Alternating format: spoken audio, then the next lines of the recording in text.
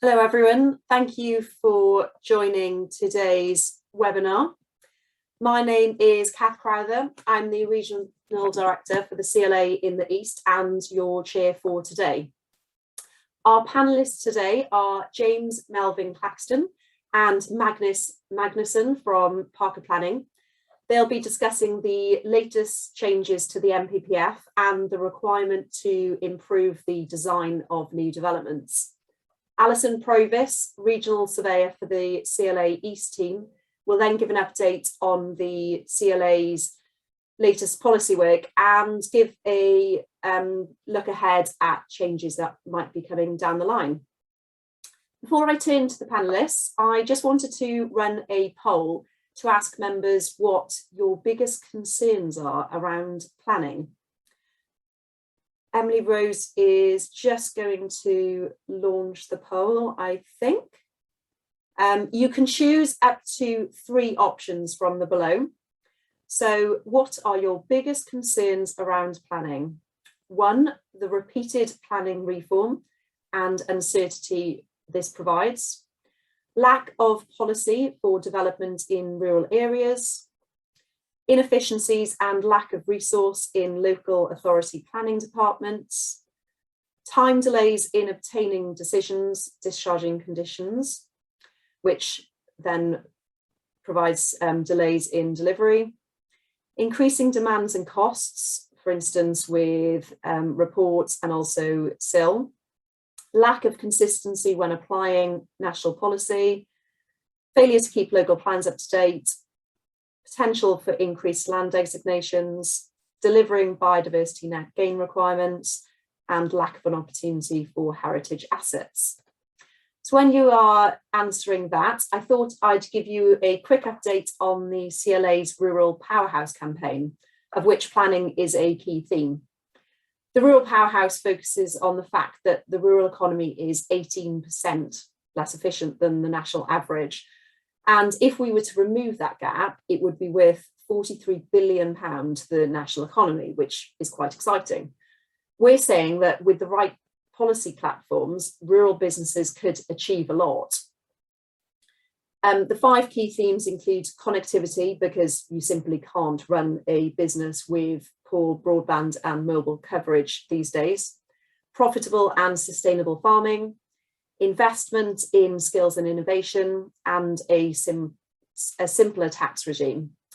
In terms of planning, it's a planning system designed for rural communities. What we're saying is that no, the countryside shouldn't be concreted over, but it also isn't a museum, and well thought out projects should be supported. All too often our members contacting us because they can't get permission for redundant farm buildings to be converted to offices or to build sensitively designed new homes on the edge of villages. Alison will run through our key planning asks in her presentation, but just wanted to mention the Levelling Up document, which we launched a couple of weeks ago at the Conservative Party conference. The Rural Powerhouse campaign sits very well with the government's Levelling Up agenda, and the Levelling Up white paper and the new department for Levelling Up housing and communities will give us a lot of opportunity to feed in those Rural Powerhouse messages over the coming months. A reminder that if you've got any questions on this, any of our other policy work, or if you've got any planning questions, please do get in touch with your CLA East office. So moving on to today's webinar, please feel free to ask questions at any time during the presentation using the Q&A button on the black band at the bottom of your screen. We will then attempt to answer as many questions as possible at the end of the presentations. I should also remind you that today is being recorded and it will be available to watch on demand later. I will now pass you over to James Melvin Claxton from Parker Planning. Thank you. Thank you, Kath. Hello, my name is James Melvin Claxton, and I would like to talk to you or give you a brief overview of what Parker Planning is and what the services are that we can provide. So we have offices in Cambridgeshire, Suffolk and Norfolk, and then our projects spread across the whole of East Anglia and further across into the UK as well. We can deal with a full range of planning applications, and we can also provide additional complementary services as well. As part of this webinar, we would like to offer you a 1-hour free discussion session on your proposals and developments. If you contact us using the email address below and quote CLA webinar when you book your slot, this will trigger the offer that we're providing today. Our planning services include the following aspects.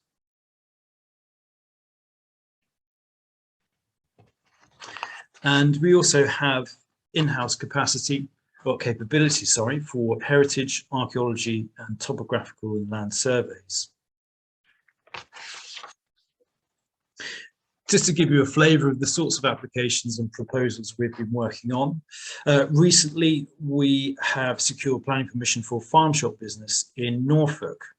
This increased their retail space and also introduced a cafe on site, which we achieved via a change of use of an existing building. The second example that we've got here is for the planning permission we secured for a business owner to expand their business, which produced and bottled rapeseed oil. So now I'd like to go into the actual topic of today, which is the revisions to the NPPF. So on the 20th of July this year, the 4th version of the NPPF was launched. And obviously the NPPF sets out the government's planning policies for England. And there's been a number of changes to the document. So firstly, I'd like to talk to you about design quality. So specifically in chapter 12 of the NPPF, the changes made there fit well into the direction of travel that the planning system is moving to, which is that zone-based planning. Now, admittedly, there's a question about if we'll ever get there. The approach through the zone-based planning is that the principle of development will be established through the local plans. And then through the application stage, the finer details of design for proposals would be agreed. And these would then reference local design guides and codes, which have been influenced by the local community.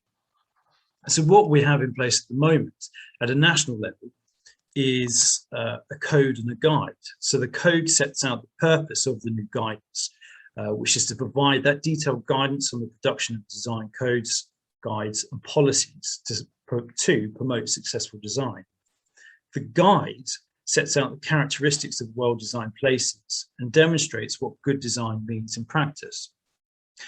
Now, the preparation of those local design guides and codes is tied back into these national documents. And within the NPPF, there's been specific changes to the wording that's used. And so now they've introduced the word beautiful to the previous requirements for well-designed and safe built environments. And so further emphasis has been placed on the social objectives of achieving well-designed places. But it should be noted that whilst this new documentation is being provided, there's no definition within the NPPF or the NPPG in terms of what beautiful is. And so its attainment could be considered to be subjective. The launch of these long-awaited documents, the code and the guide, takes what constitutes good design under national control. And these will have a direct effect in the instance where there are no guides or codes in place, perhaps mitigating to a degree any lengthy delays that we may experience where local authorities are putting together that documentation. As part of the national documents, we have 10 characteristics of good design. Now, these reflect the government's priorities to provide a common overarching framework for design. And there's an argument that by providing 10 characteristics, it removes subjectiveness to a degree because it's reducing down into smaller steps the assessment of design. Putting that into the context of planning applications, and if we take paragraph 80 dwellings as an example where design is considered in the planning system, it's reasonable to suggest that these are already a fairly lengthy subjective process where you're involving design review panels, and also you have the case officer's comments to take into consideration as well. Unfortunately, I think these two guides in place, the code and guide, it's likely to introduce further subjectiveness and possible delays into the process, whilst that beauty in the proposal is agreed. I think there's also a risk as well in terms of planning applications that the meaning of the word beautiful is taken by local authorities to mean a traditional conservative approach in terms of design, which would mean that planning permission for contemporary or progressive designs becomes more difficult to achieve as a result. Now, I'd like to move on to trees and developments. It's been well lauded that trees and developments have been given extra emphasis. There's the addition of paragraph 131 within the NPPF, encouraging tree-lined streets. But with this, I don't see significant changes in terms of the current approach to planning applications here. The amended wording may lend some weight to the LPA's requests, but overall, the clauses included within the NPPF, for example, footnote 50, would suggest that there's no change in the current approach to their assessment or the weight afforded to arguments for including trees in developments. Footnote 50 essentially provides the opportunity for arguments, perhaps through feasibility studies or through discussions around efficient use of land, to actually remove trees from proposals at the planning application stage. I think also where wording has been added for the requirement to ensure long-term maintenance of newly planted trees, again, this is not new, and it puts down on paper what is already considered during planning applications. And that's achieved through the submission of ARB assessments and also the supporting documentation, for example, landscape drawings. Now, the retention and replacement of planting is also at the moment covered by conditions which are commonly used on approvals. So again, overall, I think there's going to be limited impact on creating a significant uplift in the number of trees being delivered. And it's possible that with that cornerstone requirement of the planning system for efficient use of land, it's likely that large-scale planting will be squeezed out. And furthermore, there doesn't seem to be additional or significant additional funding on the horizon for local highway authorities to support the ongoing maintenance of trees within developments, which may actually result, as I mentioned before, in them being removed in revisions to planning proposals. Now we come on to the final section that I'm going to be talking you through, which is in regards to climate change. So firstly, within the NPPF in Chapter 14, there's been some amendments made in terms of the considerations around flooding. There's been a focus on the use of using green infrastructure and providing improvements to that through paragraphs 160 and 161, which essentially parrots the wording of the old NPPF. However, whilst that's saying that all sources of flood risk should be considered, the guidance on applying sequential tests has not yet been updated to reflect this. So there's a little bit of a gap in terms of approach within the planning system. There's also concerns that those amendments may not go far enough to address climate change impacts itself. And so this could create complications for both councils trying to hit their housing targets and developers seeking consents. This is I would suggest that this is in the scenario where some existing sites may become unviable and no longer acceptable in terms of flood risks because of all sources being considered. But then this is also a double-edged sword because it could hit local authorities' recognised 5-year land supplies and actually remove sites from the supply that they've put together, which on the other hand would then open up and possibly create opportunities for development. Within Chapter 15, we have changes made to the paragraphs here that reflect the movement towards the natural environment. So Chapter 15 still recognises the intrinsic character and beauty of the countryside and the wider benefits of natural capital and ecosystems. But there have been changes to this chapter with the focus on providing additional protections to recognised areas against major development unless there's an exceptional circumstance or reason demanding otherwise. And then also additional protections have been afforded to the setting of those areas.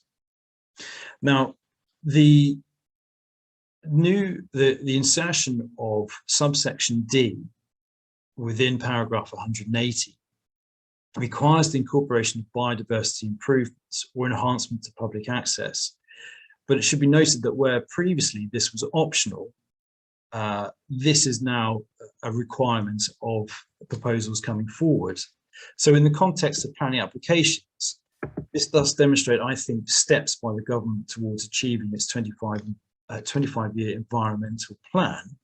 But I think there's still a question around whether these changes provide sufficient weight to tilt the balance of the NPPF from its main focus of achieving housing numbers. We now come on to plan and decision making, and at this point I will hand you over to my colleague Magnus Magnusson.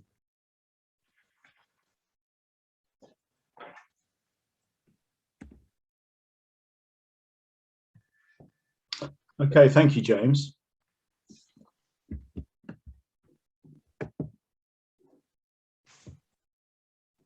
I'm going to talk you through key changes to the NPPF 2021, if you like, insofar as plan making and decision making is concerned.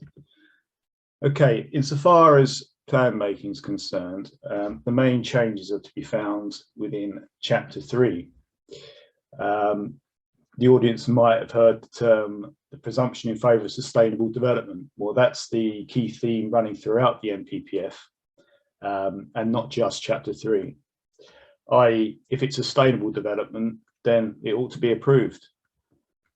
For those promoting large-scale greenfield sites, perhaps agricultural, it is important to note the changes as they relate to improving the environment, making efficient use of land, and ensuring that development and infrastructure are aligned and addressed at the local plan examination stage. I have extensive experience in promoting and achieving allocation status for a range of larger and smaller sites.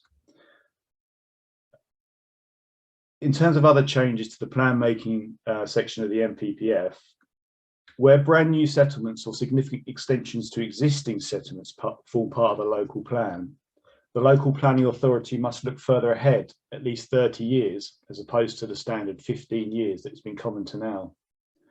That is to take account of the likely timescales for delivery and build-out rates of these larger sites. Looking further ahead also means that new development can be coordinated with longer-term infrastructure aspirations, such as a new railway line or highway project that might be in the pipeline that hasn't been delivered yet.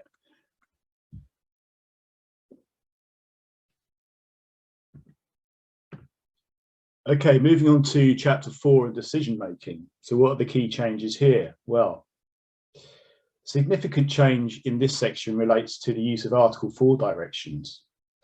Article 4 directions are the mechanisms by which authorities are able to withdraw certain permitted development rights. It is permitted development right that allows certain change of use of building without the need to submit a planning application, although prior approval consent process may need to be followed. Paragraph 53, specifically of the NPPF, imposes a higher threshold for the making of an Article 4 direction relating to a change of use from a non-residential to a residential use. This is timely. It's more likely to make it, it's going to be more difficult for local planning authorities to restrict change of use under a new permitted development right unveiled by the government in August of this year, namely the Class MA permitted development right. The new Class MA permitted development right allows a change of use from commercial, business and service uses to dwelling houses without the need for the submission of a planning application. As a consequence of this, there's perhaps no better time to consider conversion of any vacant commercial, business or service use premises to a residential use, if you have one, of course. And again, we can assist you with this process, as a prior approval notification needs to be followed with submission to the local planning authority for consent to certain matters before you can actually benefit from that permitted development right. However, you may want to act quickly on this. Many authorities are likely to issue new Article 4 directions whilst ensuring that the more restrictive policy tests at paragraph 53 of the NPPF are met, thus removing the Class MA PDR. Many authorities will do this, fearing the loss of their high streets as vibrant shopping areas. Indeed, Norwich City Council recently consulted on a new Article 4 direction that will limit conversion to residential from office uses. And a number of London boroughs are also seeking to introduce new Article 4 directions that will remove the new PDR right. Many authorities and others are also calling for the strict use of design codes and guides, as covered by James, to negate the potentially harmful impact conversion of ground floor commercial uses, such as restaurants and shops, to residential uses might have on the character and appearance of our town and city centres. Okay, so moving on to my next slide. This relates to is Chapter 5 of the NPPF and delivering a sufficient supply of new homes, which is also high on the government's agenda at this time. In this chapter, paragraph 70 is new. This states that neighbourhood planning groups should give particular consideration to the opportunities for allocating small and medium-sized sites. Opportunities therefore exist for landowners to engage with neighbourhood plan groups, particularly where the neighbourhood plan is seeking to allocate sites. They don't have to do that. Sustainably located sites on the edge of existing settlements, for example, are particularly valuable. And here at Parker Planning Services, we have considerable experience in assisting groups with their neighbourhood plans, including the allocation of sites. In respect of Chapter 5, Para 73 is also new. This identifies that the supply of large numbers of new homes should be supported by genuine choice of transport modes. Now, this is pretty much standard good practice. It ensures that new developments are linked to existing and future public transport infrastructure, meaning that there is less reliance on the private motor car.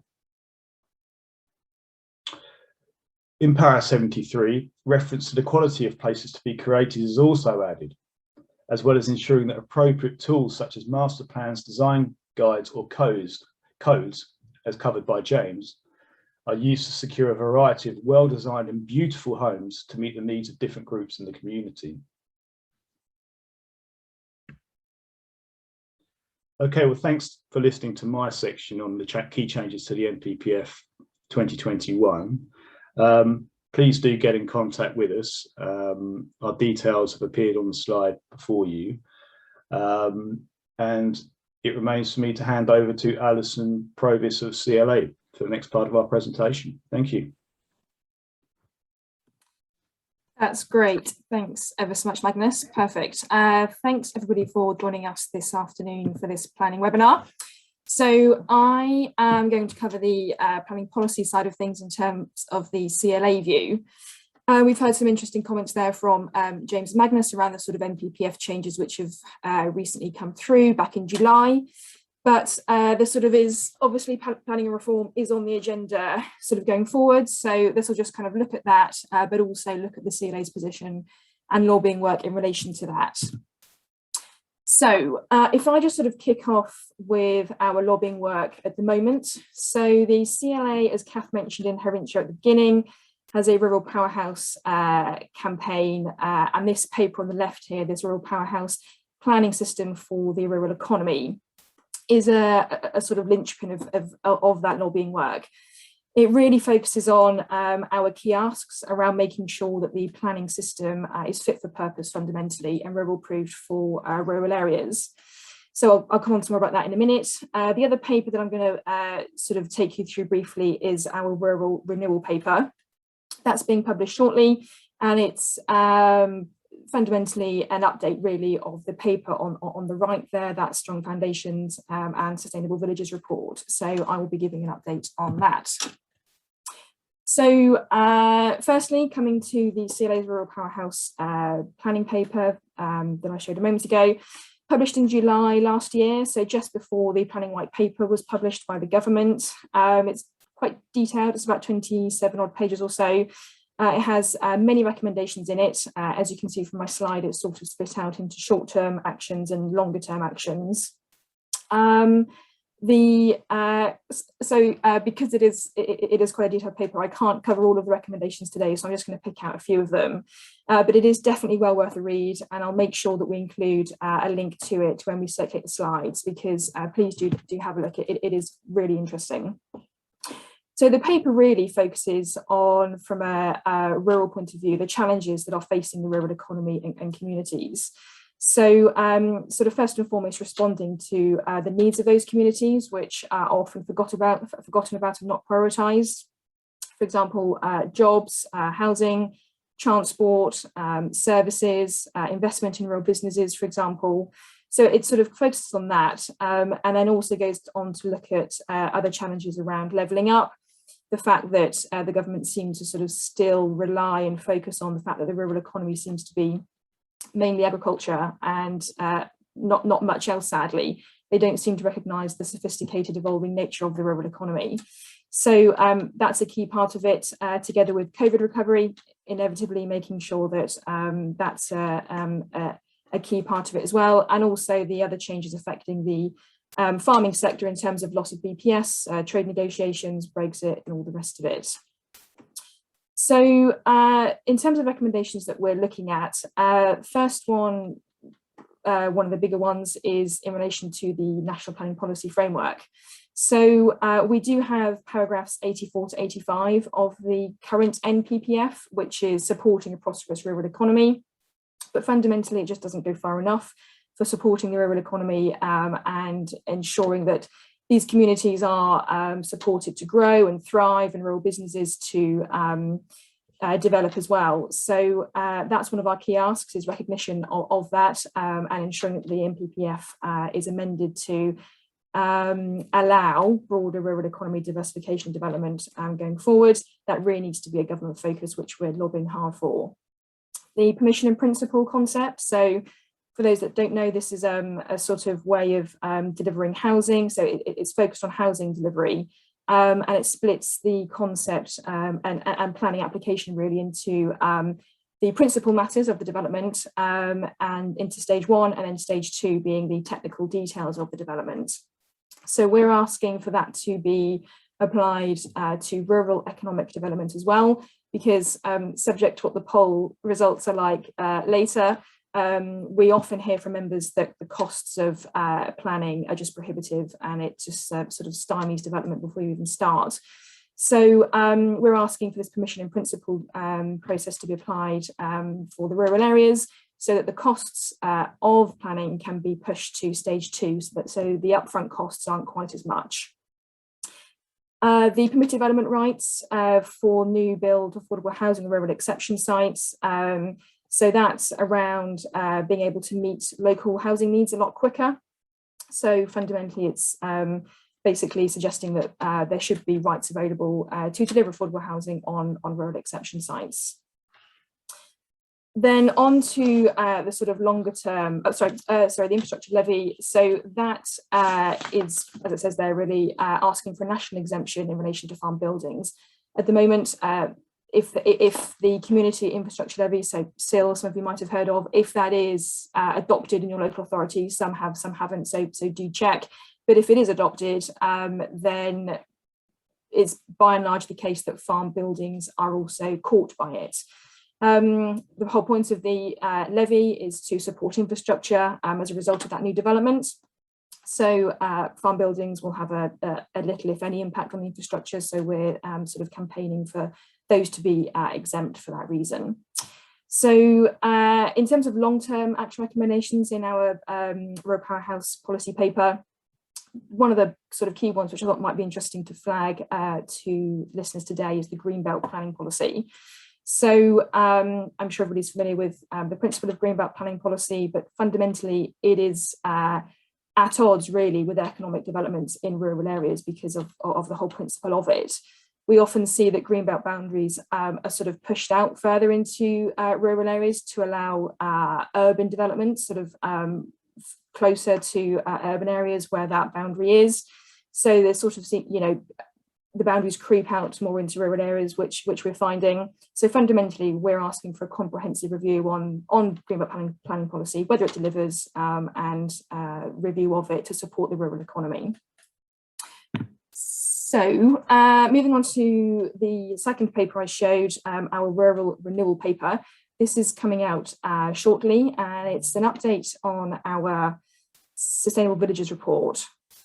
So this paper focuses on housing side of the rural economy fundamentally. So what we do see is that the sustainability assessments that local planning authorities use to assess the sustainability of a rural village is still being based on outdated criteria, for example, access to a bus service, access to a bank and post office and things like that. So quite outdated. There's no recognition of, they haven't been updated to sort of reflect modern ways of working and modern ways of living.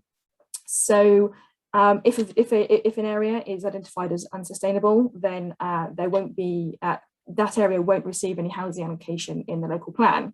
So therefore, it's just a sort of a vicious circle of decline fundamentally. So a key ask of this paper is for local planning authorities to update and reform their sustainability assessments, to recognise that services are now increasingly available online, and with a focus on digital connectivity being a sort of modern criteria to benchmark against. And also what services could be supported if there was a, you know, if these areas were allowed to develop. So the housing needs assessment, this is an ask of government to oblige local planning authorities to do a mandatory housing needs assessment for rural settlements where there's no housing allocation in the local plan.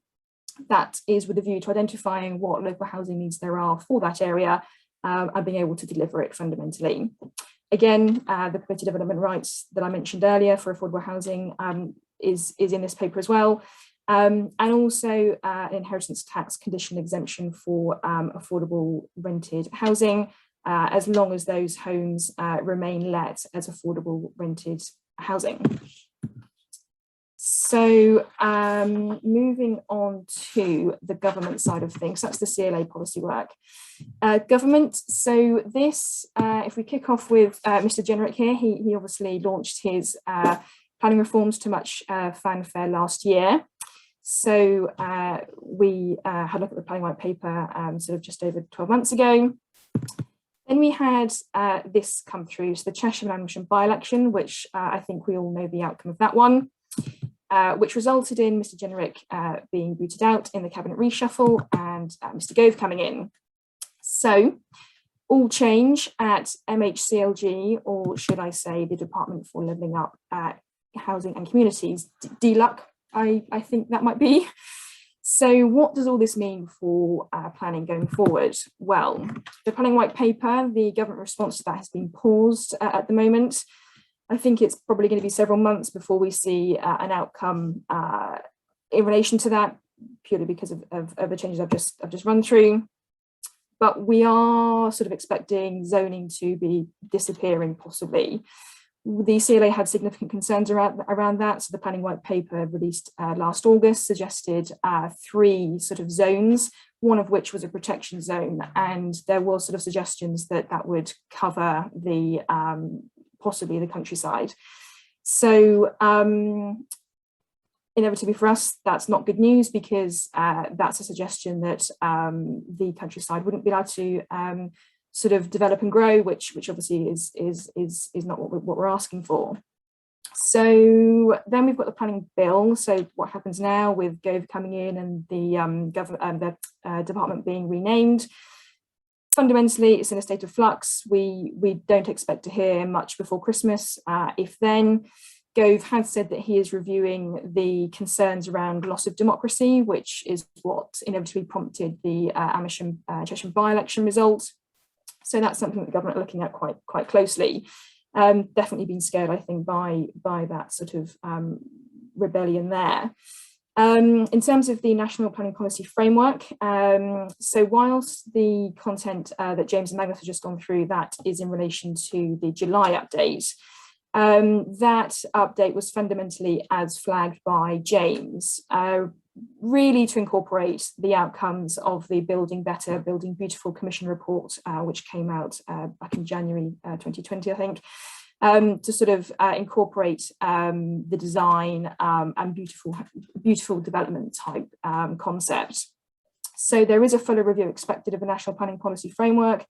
That is to take into account the wider planning reform that we're expecting to come through from the Department for Levelling Up, etc.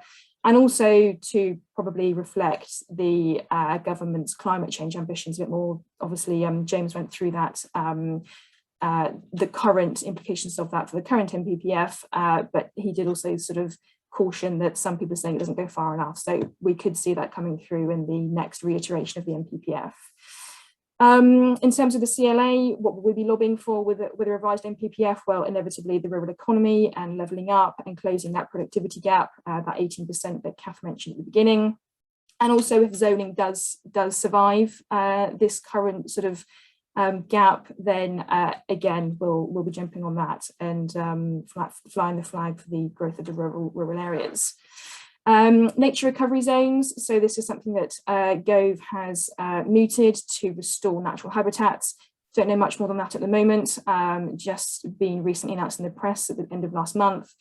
So definitely watch this space. Could it be an extra designation, which is above and, you know, in addition to the 3 zones that are already suggested, or not, we don't know, but do keep an eye on that one. Likewise, we will be to and updating accordingly. And then fundamentally the levelling up versus planning reform agenda. So obviously we've had the rename of the department, which clearly puts levelling up at the front of that. So could there be a focus shift from levelling up and planning reform? As we say, the government has been spooked by the sort of backlash in relation to the planning reform.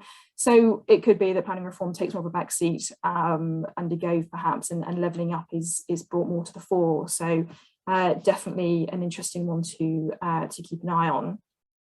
So I'm going to finish there, and I think we'll be going to Q&A. Thanks, Alison. Could I ask all panelists to turn on their video again, please? And firstly, I will run through the results of the poll. No surprises here. Top was increasing demands and costs for surveys and CIL. Next was inefficiencies and lack of resource in local authority planning departments, always an issue. And then lack of policy support for development in rural areas. Now, I think that that's all things that we have been covering in our key asks from the CLA. So good to know that hopefully they're the areas that we should be concentrating on. So just a reminder, if you'd like to ask a question, please put it in the Q&A at the bottom of your screen. So to kick off, Alison, the government has just closed its the first consultation on the Oxcam Arc. CLA has submitted a detailed response to that, and I know it's now available on the CLA website for anyone who wants to see that. How will that fit in with national planning policy? Yeah, really good question. So the Arc, for those that might not be familiar with it, is an area of land, or sort of stretch of land between Oxfordshire and Cambridgeshire, taking in Buckinghamshire, Bedfordshire, and Northamptonshire. And the government have identified it as an area that they see significant potential for economic growth, effectively joining up Milton Keynes and Bedford in the middle and creating an arc really across that stretch of land. So the ambition for it is to create sort of an economic powerhouse, linking up the 2 university cities around the bioscience market and that side of things. So the consultation that was released by the government back in July this year focused on a vision for a spatial framework. So this is a proposal to create a regional spatial strategy effectively for those 5 counties, with a sort of focus on things like the environment and connectivity and infrastructure, the economy, and placemaking, with the sort of four arms of it. So in terms of how that's going to sit with national planning policy, the suggestion of the document was to, it is, once the framework has been finalised, which is going to be sort of in 2 years' time or so, there's 2 more consultations to come on it. But it will sit alongside the national planning policy framework, and it will also guide transport infrastructure planning policy as well. So it's very much a document which will be a planning consideration, which local authorities and people in those 5 counties will need to be taken into consideration as part of their planning applications. So do keep an eye on that. As Kath said, we have submitted a comprehensive response to that consultation, which of course reflects all of the points that I ran through earlier. So do have a look online on that, and there are 2 more consultations which again we'll be responding to and continuing to hammer home those messages regarding the rural economy. Thanks, Alison. Magnus and James, Class Q is something that many of our members have used or hope to use in the future.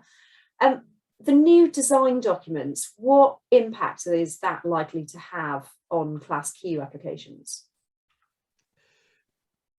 I think in terms of impacts, it's likely that it's going to be a document that the local authorities pick up during the determination of Class Qs. But as many of us may be aware, the Class Q application is very limited in terms of what you can and can't consider within the application. And it's likely, I think, that they'll try and introduce it. But I think there's a strong argument to have during that application process to say, well, actually, it's not relevant because of the restrictions around it. I think where it may come in perhaps more in force is, and it's a route that we've used quite successfully, is where we've established the principle of development using a Class Q, and then have gone in at a later date with a full application, so that it just opens the boundaries in terms of what you can achieve at that location. And I think with those second applications, you may see the local authorities putting more weight and emphasis on those national documents being used, which I think it'd be an interesting test, because I think also they're relatively new. So it'd be an interesting test to see how each local authority are using them and to what extent. Okay, and Magnus, a number of members have commercial units, often might be a barn that they've converted to an office unit in the past. Do you think that the new Class MA, the commercial to residential, is going to have much of an impact going forward? Have many of your clients been using that to date? I mean, it's all quite new, the Class MA. I mean, it might, the audience and your members might be aware that we've already had permitted development rights that do enable conversions of, for example, some office space and some retail units to residential, subject to limitations, of course. I think with the new Class MA permitted development right, the difference here is it goes much further and relates to a much wider range of premises and existing uses. For example, restaurants, indoor sports facilities such as gyms, health, nurseries will benefit from the new permitted development right to change to residential. In terms of the impact it's likely to have moving forward, I mean, Class MA could be quite revolutionary insofar as increasing housing delivery across the country is concerned, particularly in accessible and sustainable rural areas. However, we have to be mindful of the potential negative impacts on our possibly already struggling high streets with the loss of commercial uses, and that those impacts could be far-reaching. But in saying that, in terms of Class MA moving forward, the government haven't, they've raised the bar for conversion of non-residential to residential units. What they haven't done is stopped it per se. So subject to submission of prior approval and certain conditions, your members can benefit from the change of use, and we're well placed to assist them with that process. But I think increasingly we're seeing more and more local planning authorities and actually the London boroughs in particular saying we don't want to see wholesale changes of commercial units in our high streets within our town centres. So they're looking at bringing forward the new Article 4 directions and fulfilling the increased threshold as they appear within the new version of the NPPF, which will actually block in many respects the new permitted development right. So actually, it's probably a good time for your members to start considering if they have a vacant commercial unit, to consider that as residential at a time prior, while the government are encouraging this and whilst local planning authorities haven't got the new Article 4 directions in place. Yeah. So it's a window of opportunity for them. Thank you. We've been seeing an awful lot of focus recently around climate change, net zero, obviously got COP26 later this year. Alison, is there any new regulation expected that members should be aware of when thinking about new housing developments? Yeah, so not specifically related to planning. I think that'll come through in the NPPF, as I sort of alluded to before, and the next revision sort of incorporating more requirements around that from a planning perspective. But in terms of other legislation or regulation that members might need to be aware of if they're looking at doing something in terms of housing development, is probably the Future Homes Standard. So this is a something the government have been looking at to fundamentally future-proof housing development going forward, so new build residential housing, with a view to the fact that there won't be use of fossil fuel heating systems in them, for example, and they won't need to be retrofitted to meet future net zero targets and things like that. So it's still in the very early stages at the moment, very early stages. It's expected to come in 2025. And there'll be various consultations on it over the next sort of few years or so, which inevitably us as the CLA will be monitoring and keeping an eye on lobbying for, particularly around the lack of alternatives for heating in rural areas. So yeah, Future Home Standard, not out yet, but definitely one to watch. So yeah, we'll be releasing information on that as and when available. Great, thanks, Alison. We've got a couple of questions on Class MA here. Magnus, probably for you. One saying, you say that your commercial buildings need to be empty to apply for residential conversion. Can you elaborate? And another one saying, would Class MA include changes to buildings with D1 permission to residential? In response to the first part of that question, yes, there's a requirement with the new Class MA that a premise or a unit must be vacant for a period of 3 months, which I think is a sensible move. Otherwise, we would potentially see the wholesale change.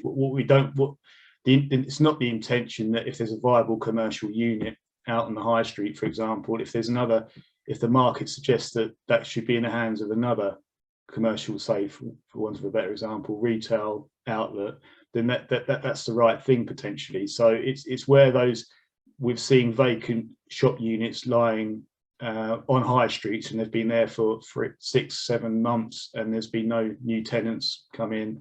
They're the sort of units. So yeah, the government did include in the new Class MA a caveat that the unit must be vacant for 3 months prior to being eligible for the new permitted development right.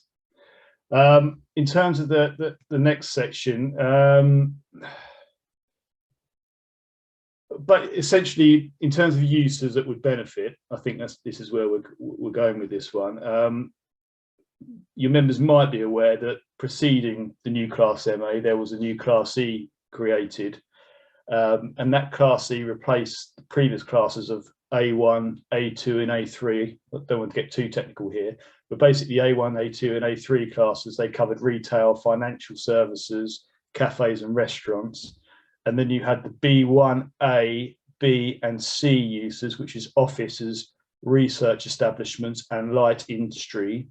And the D1 and D2 uses, which are health clinics, nurseries and gyms. So essentially, and you know, we're here to assist, so we can come and give further clarification on this matter in due course, but they are the sort of uses that will now benefit this from a change of use under the new permitted development right.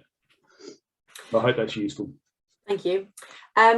Interesting question here around beauty. We were discussing this briefly yesterday, and it says, given the inevitable delays that will ensue due to beauty being in the eye of the beholder, is this now an enforceable policy, or does it remain subject to review within the NPPF? Yeah, that's an interesting question.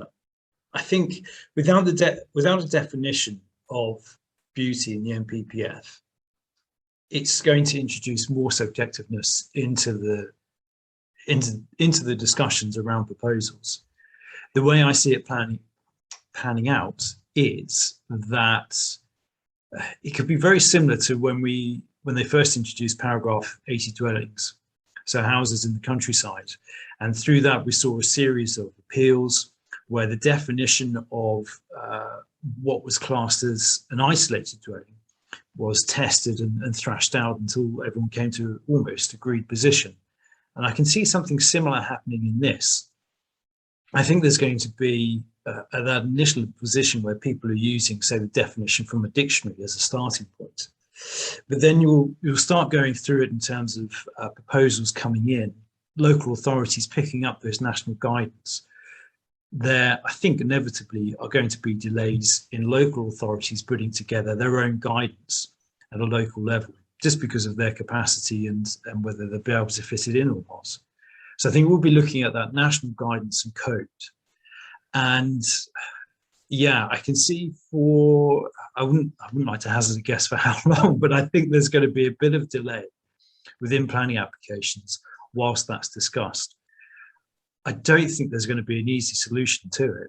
I think it's going to be a case of, and I appreciate that within the poll it was something that came up, but it's going to be a case of bringing in professionals and people with those expertise to make an assessment of designs and essentially thrashing out with the local authorities an agreed position. More cost with yes. which is one of the issues that we discussed at the beginning. We've got a question around taxation here. Matthew, you've asked that question. I would suggest that it's probably worth a conversation with our tax team to talk about it in more detail. But in terms of specific tax on development gains, obviously CIL is something that we're looking for an exemption on for in rural areas, because we know that that is prohibiting development in a lot of places. And we've provided lots of examples from members of where CIL has prohibited development. There's also been proposals on land value capture. Judy Cale-Hammond, our head of policy, is really keen, having come out of government, she knows what makes a difference, and she's really keen for us to use data and examples wherever possible. So we did get a lot of examples from members back about 18 months ago on costs associated with developments to demonstrate to government that a land value capture would just result in development not coming forward because there's not enough uplift for landowners considering the risk associated with developments. So I don't know if there's been any response to that. Alison, I don't know if you know what the current situation is. No, I'd know, we'd have to ask that. But Matthew, if you want to get in touch with the CLA East office, we can definitely update you on that and talk to you about more tax generally. We have a question here on, is there still a restriction on new builds in the area beyond the Greenbelt? There is, I don't know if who wants to discuss that. Yeah, I'm happy to pick this up. I've just been having a look through some of the details around this. Actually, we've had a couple of applications come in for people who live within the Greenbelt. The NPPF is still fairly clear in terms of development in very special circumstances should only be approved within the Greenbelt. Reading through the NPPF, it talks about where villages make an important, you have to excuse me reading this, if a village makes an important contribution to the openness of the Greenbelt, then it should be added to the Greenbelt. If it's, and that's where there's a scenario that proposed development would be unacceptable in that location. If it's unacceptable within a village on the edge of a Greenbelt for other reasons than the impacts on the Greenbelt, then the NPPF is suggesting that actually that should be addressed through the use of, say, conservation areas or something similar to that effect. So I would say that, yes, there is still a restriction on new building in the Greenbelt and also areas around it. I think, if I'm right in saying that this question perhaps comes off the back of my slide where I was talking about considerations around those particular areas such as AONBs and then also national parks and so on. Now, the paragraphs around those don't mention the Greenbelt, and I think that the Greenbelt and those areas, national parks, the ports and so on, are actually being considered separately within the NPPF. Thanks, James. Obviously, it is difficult at the moment to get permission for new build development within and outside of the Greenbelt, and it's often an issue for our members, especially when they're trying to provide housing, for instance, to attract rural workers, which is a major issue at the moment, and it's something that we are lobbying on at the moment through some of the work that Alison mentioned earlier. Alison, do you have any comments in terms of the poll results and the key issues that our members see? Yeah, so in terms of the top result that came out and the costs and increased demands around planning applications up front, hopefully our sort of permission in principle concept and lobby ask for that, that's the exact purpose of that lobbying point. So I just an ask really, if anybody has any case studies or examples, as Kath said, with our lobbying work, that is really what gets attention and gets the focus and really highlights the issue, as opposed to just anecdotal comments and things like that. So for those of you that did vote for that, if there is anybody that does have any examples that you're willing to share, we do anonymise them in lobbying work, so you wouldn't be sort of identifiable. Please do get in touch, as we would love to hear from you. Thanks, Alison. Right. We are at 2 o'clock, so we're going to have to finish there. Really interesting questions. Sorry that we haven't got to everyone's questions. If you'd like to get in contact after the webinar, very happy to discuss those. So please get in touch with the CLA East office or Parker Planning. Remember, members do get free advice, so contact the CLA East office if we can help you. Also look at the CLA website where we have lots of guidance notes on planning issues. Thank you again to our partners, Parker Planning, and hope to see you all again soon. Thank you.